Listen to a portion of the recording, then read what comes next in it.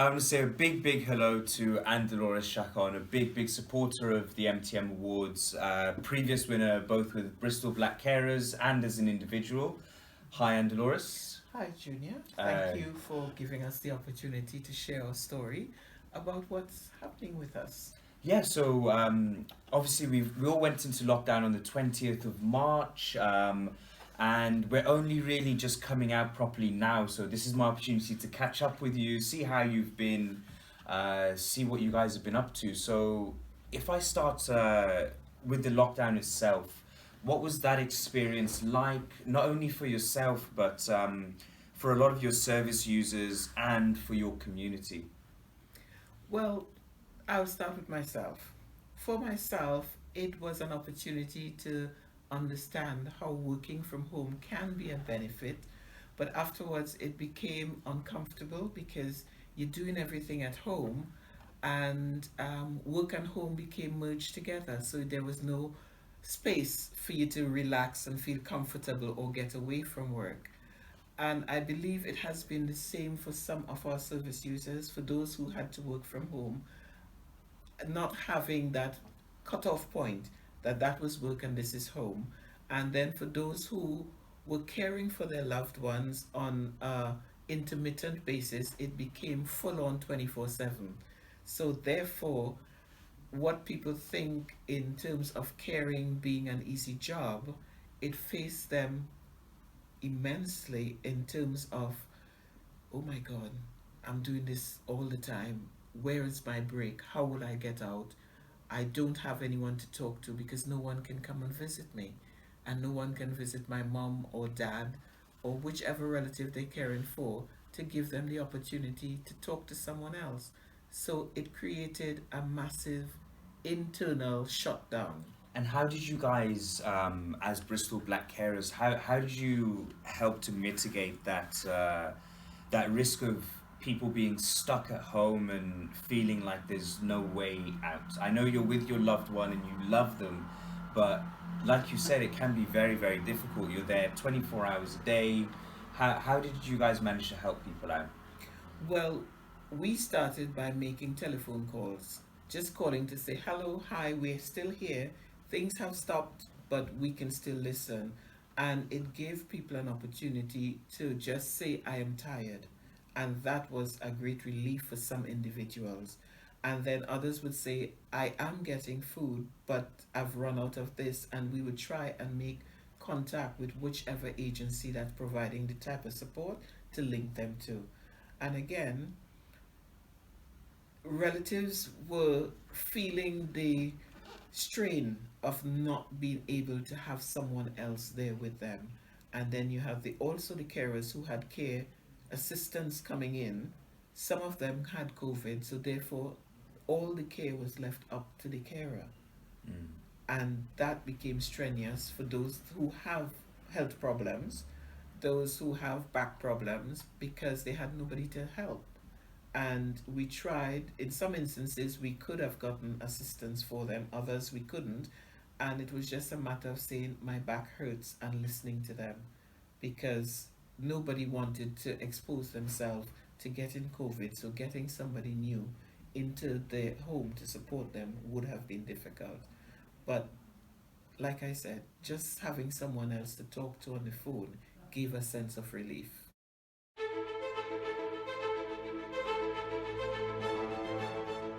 With the manager of Bristol Black Carers, and we have been talking initially about the beginning of lockdown, and how that affected people, especially people caring for their relatives. And one thing that Anndeloris touched on very briefly in the previous parts of this video was food. And obviously during lockdown, we as MTM Awards did a food bank appeal.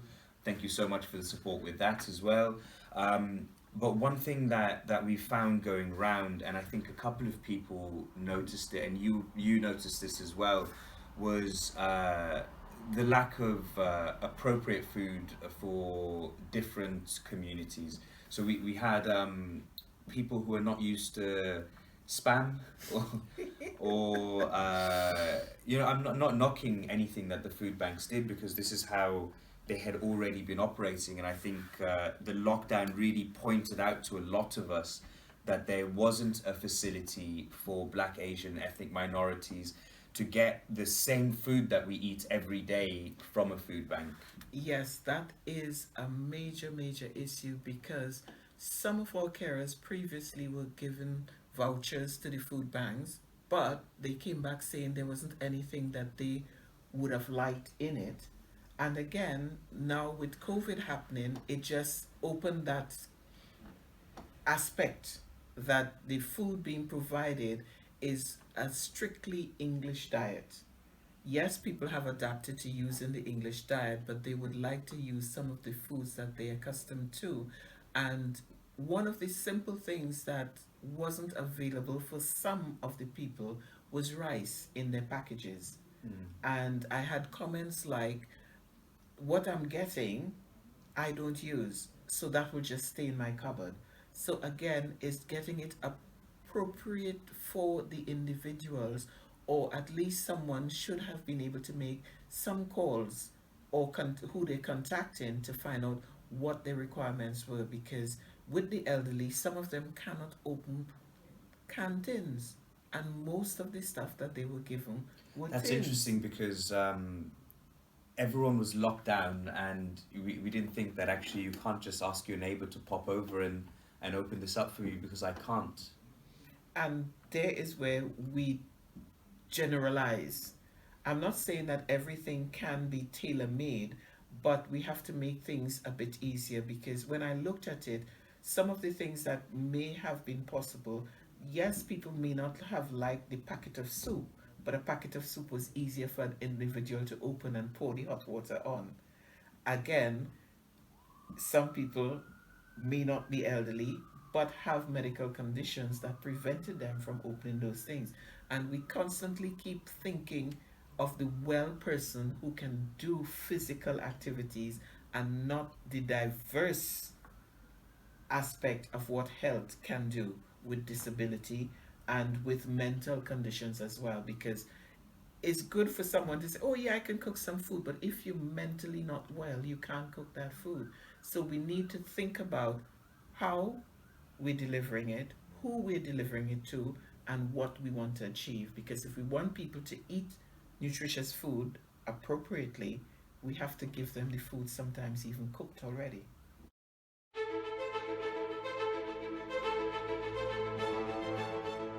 Just as you mentioned there, cooked food, I know a lot of people, a lot of different organizations, a lot of community groups were actually cooking meals and getting them out to people. How did you see that working within your community? Well, in our community, we didn't have anyone cooking, individuals cooking. We got a chef who had owned a cafe and he decided to cook. And my goal was to provide a nutritious meal balanced for the individuals. And it has worked because those who have received it, the comments have been, I've eaten all the food, the portions were just right. And that in itself is a target and a goal that we wanted to achieve. And we need to think more about how we do these things for the future.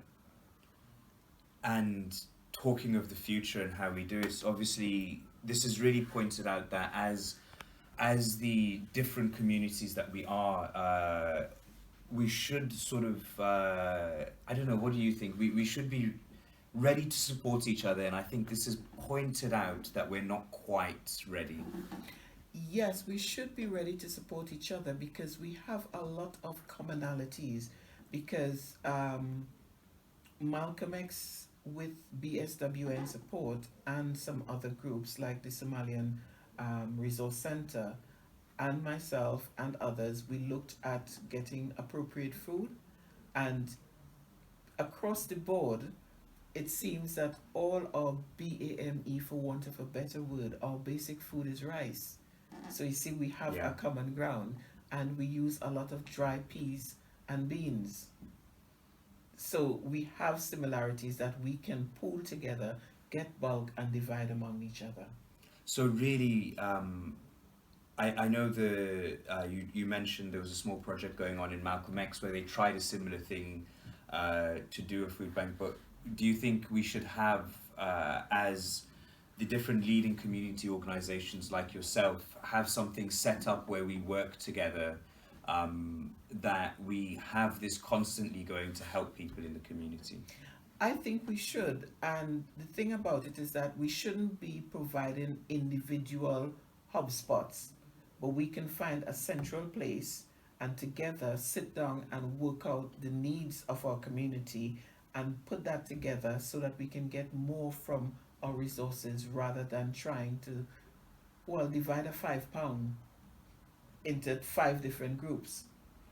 So if we use that £5 to buy something, a bulk for £2, a bulk for £3, it will spread more and work together, and we share our resources because we have been relying on individuals in individual communities. But if we did a pool of volunteers, there would be enough to go around. So if we all pulled our resources together and came together, we could all help each other a lot more. Yes, we can.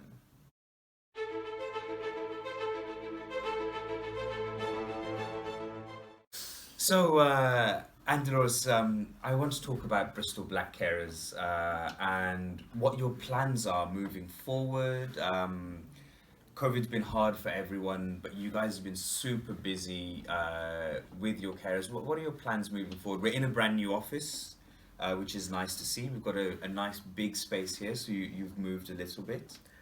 Well, we've moved a little bit because we need more space in order to have activities with the COVID restrictions so that we can observe all the precautions that are put in place to protect people. So we wouldn't be having large groups like 15, 20 people, but more or less six maximum at this time, and then gradually build as COVID restrictions are withdrawn.